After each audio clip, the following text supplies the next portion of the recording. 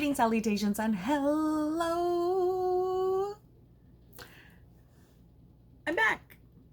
Now that I left, hello. Today, it's lint. Today, I want to talk about something that I wanted to talk for a bit. And I've filmed this video twice, but I wasn't feeling it. What are we going to talk about? Skinwalker Ranch. And it's also going to be a get ready with me. Super fun. So, Skinwalker Ranch. We are not going to go into full detail. This is going to be a very bare bones talk about Skinwalker Ranch. And why is it bare bones? Well, it's a lot. So come on in, settle down, and yeah, I'm gonna do my face. And can I show you my new brush bag? Look how cute this. Wait. Look how cute this is. Look how cute, and all my brushes, and they're clean. So settle in for shenanigans of the paranormal kind. Skinwalker Ranch is a ranch, as the name would suggest, in Utah. Something basin. I don't think that oh my god, I put too much. Okay, so I don't want to sound like a person that doesn't know their stuff. So I'm gonna take my trusty, dusty tablet, my handy dandy tablet. And I'm going to give you some really quick Wikipedia facts about Skinwalker Ranch. It is southeast of Ballard, Utah. Utah. And it is about 512 acres. That's a big property. And if you have heard about Skinwalker Ranch in passing, the most notable owners that had experiences, the most documented, I think, are from Terry and Gwen Sherman. And then after that, when did Terry and Gwen Sherman own it? From 1984 to 1986. And then Robert Bigelow bought it in 1996 to 2016. And then it was sold. There's a lot of things going on in Skinwalker Ranch, but those are really quick facts about it. It is called Skinwalker Ranch because a lot of people think that it is in the path of the Skinwalker. Because usually ranches, big properties like that, tend to get called after the person, like, that is the Jackson Ranch, that is the Smith Ranch. Anyways, yes, so Skinwalker Ranch is called Skinwalker Ranch because people think that it is in the path of the Skinwalker, that they're Skinwalker sightings. That is one of the most notable. However, there are other things about Skinwalker Ranch that people don't know, I guess, don't talk about. One of those is UFOs, portals, vortexes to other dimensions, even Bigfoot. Now, finding stories about Bigfoot was kind of hard. I've heard a couple podcasts where they kind of mention it, but on the Skinwalker website, they actually don't talk about it. There's a Skinwalker website, and I'm going to link it in this video so that you can go and do some research of your own. But yeah, I'm just going to talk a little bit about the ones that interest me. The lights. So the reason that the lights interest me is because it's phenomena that is not only seen in this ranch. It's whenever you talk about the ghosties, the paranormal, people talk about globes and lights. And one's interesting. There's one that is supposed to have been seen at the Skinwalker Ranch, and it's like they describe it like a motorcycle, because it's like the beam of the light, like the front light of a motorcycle, that little beam of light, and it usually has tail lights, but you don't see anything, you just see the lights. So people have spotted craft. People have heard voices, like disembodied voices. That's terrifying. And let me, real quick, I prepped my face with some hydration, and I got my primer, and I am about to put my foundation. So and we're back. And now that I have my foundation, we are going to conceal, don't feel. And this is my little concealer from MAC. So what I was talking about was Skinwalker Ranch and phenomena that I like. So we had little globes, little bulbs of light, spacecraft, disembodied voices, and one of the coolest, I think. And now this happened during the very first stay. The very first day of Terry and Gwen Sherman at Skinwalker Ranch. Do you want to know what they ran into? What happened? What they saw? A wolf. What the what? A very big, large wolf. So the wolf that they saw, some people have described it as a timber wolf.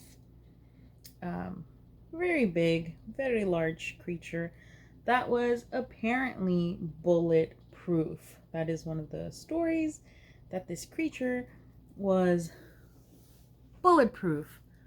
That's terrifying. Bulletproof wolf. I did my concealer, and now so terrifying. Here's the thing, they shot the wolf several times and it didn't go down. It just kind of like, they didn't just shoot it. I think, if I recall correctly, it attacked a calf first. A calf?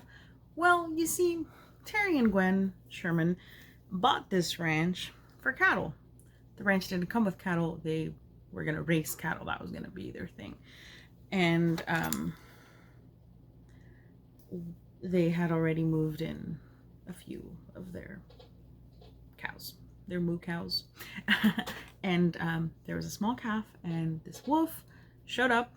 It just was gallivanting about, and it attacked one of their calves, and they decided, hey buddy, not cool, and they shot at it several times, and it just kind of lived.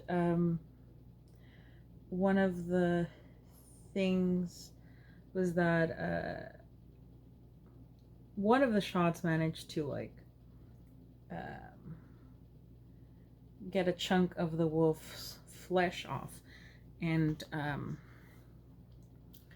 it was like a piece of meat from the wolf. You know what I look like? I'm gonna put this.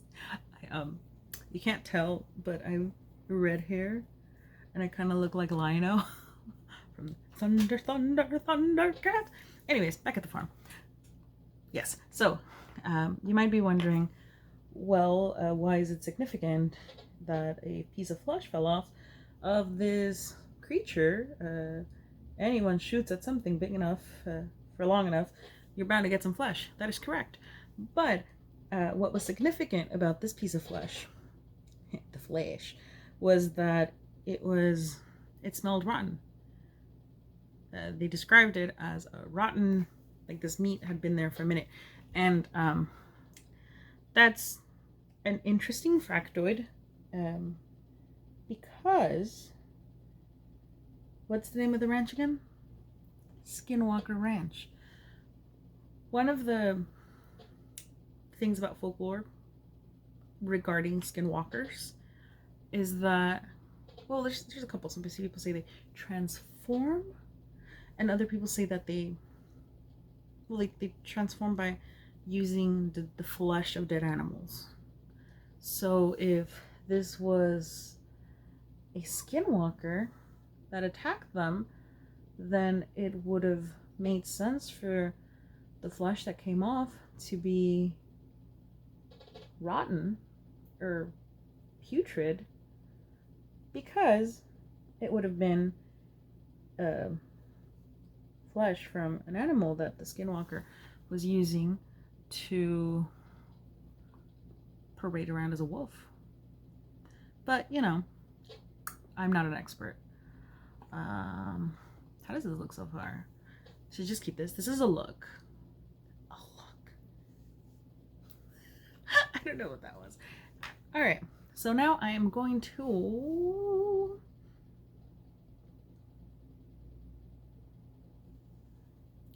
do my brows. I did my brows. I just run this deep teal to them because I like my brows how they are. I don't really like to do much to them. And I gave myself some white eyeliner, and I used some setting powder right down here because I'm about to do my eyeshadow. All right, Skinwalkers. Why does the ranch have the name for Skinwalkers? Well, in that area, the Navajo have a tradition of they believe that the skinwalkers roam that area. Now, what are skinwalkers?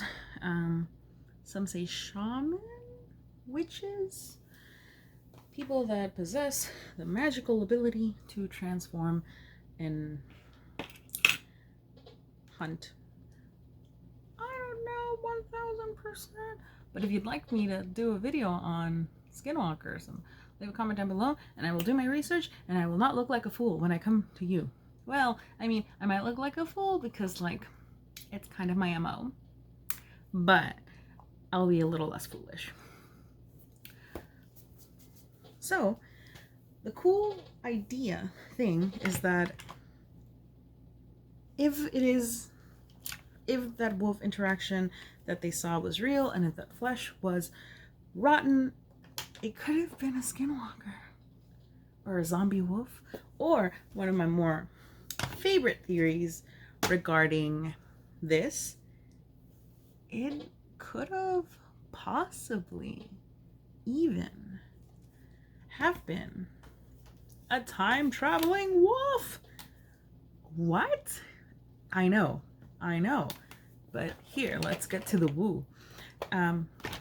So keep that in mind, because I'm gonna talk about a little more phenomena, and then we're gonna circle back to a time-traveling wolf. One of the things that what am I doing? I'm trying to pick colors. I'm gonna do purple. I'm gonna do purple, dark black. So I need a palette.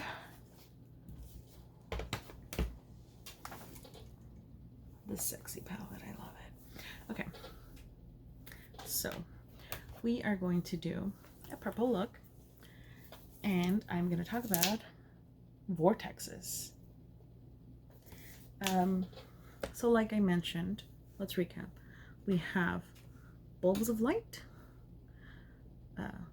lights, voices, UFOs, disembodied voices, and the apparition of the wolf, which has been cited throughout multiple times, not just that time, but that was the very first time that Terry and Gwen Sherman saw the thing. So one of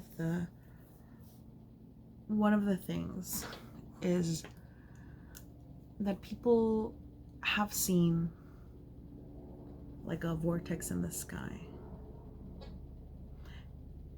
and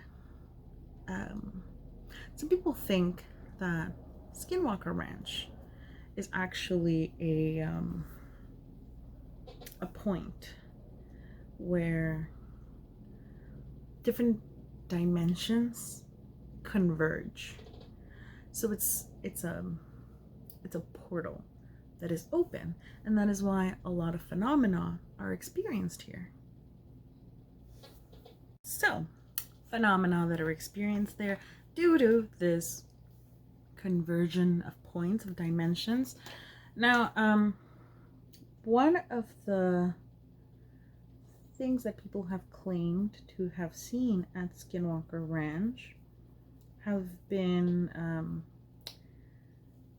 these like black mist that kind of shapeshifts, or Bigfoot. And if you look into the Bigfoot lore, and Bigfoot has a lot of lore. Let me know down in the comments if you want to talk about the woo and Bigfoot, because there's a lot. Okay, so one of the, let me touch on one of those real quick because it's going to connect to the vortex, I promise. So Bigfoot is said to sometimes appear, disappear, reappear silently and almost out of nowhere. A lot of people that have had Bigfoot sightings, interactions, have said that Bigfoot kind of like sneaks up to you, and then when you look away and look back, it disappears. Now, how can this 300 to 500 pound gargantuan ape-like looking thing, heavy thing, move around so effortlessly on crunchy ground? Crunchy because leaves, because forest. So one of the theories is that Bigfoot is actually an interdimensional being, and the reason that he appears and disappears is because he is going in and out of dimensions. One of the things about Skinwalker Ranch is that that is where it's opened, so things can come in and out. So some people have speculated that that wolf that they saw, that was a timber wolf, that wolf is an old extinct wolf, and the reason that they saw it is because due to this vortex dimension gateway, it has time traveled. People have also said they've seen like a hunter, old ancient looking hunter, and some people believe that that can also be a time traveler through this vortex. Some people think it might be a skinwalker. Some people think it's like ghosts from old Navajos, which probably, if that's your territory, then you could see that. But the vortex and Bigfoot just seem to go hand in hand, at least if you look at some of the other stories regarding big feet. Yeah, what else? They've also said that things shift, things go in and out. I think even like ships have gone in and out. Keep in mind that some of those UFOs that people see could also just be like military testing sites nearby. It's always the military. They get me. They're like, you. I don't know anything. Anyways, Skinwalker Ranch. Bigfoot. I want to talk about Bigfoot now. No, focus. Okay, so one of the other things that they have seen is ghosts, like the voices in the house, and that really freaked them out. Like I said, they were only there at that ranch for like 2 years, and they asked for help, and they try to they've tried to figure out what was wrong. Ultimately cut his losses and sold the property because it was much too much. Yeah, so people speculate that like it was just made up, but I mean, you could say that with anything. And when you go into these stories, you want to come with a little bit of maybe, let's assume, positive intent and that people aren't just trying to like scam you, you know? But I don't know. All right, so let me finish this look. A very, very bare bones about Skinwalker Ranch, and I mostly focused on Terry and Gwen Sherman, but before that they had this ranch has been around for a while. I think before that it used to be an elderly couple that owned the ranch. Like I said, the most documented cases come from the Sherman era and Bigelow, which I will talk about in another video, because Robert Bigelow is a character, and I don't mean that like in a bad way. It's just he's a lot. Okay, I'm gonna finish up this look and I'm back.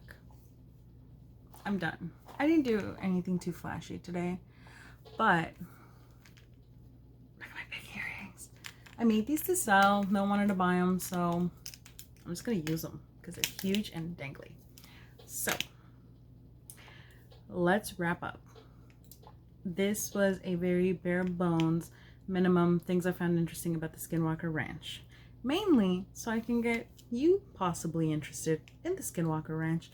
And if you found this interesting in any way, shape, or form, let me know down below if there's anything you would like me to expand and further explore, then I will.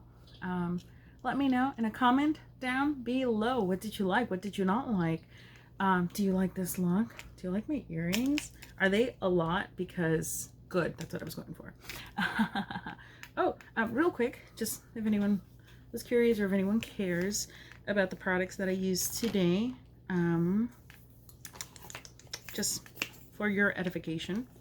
I can't see very well, so for your edification, if you're curious, I'm gonna list them off real quick and then I'll put it in my description.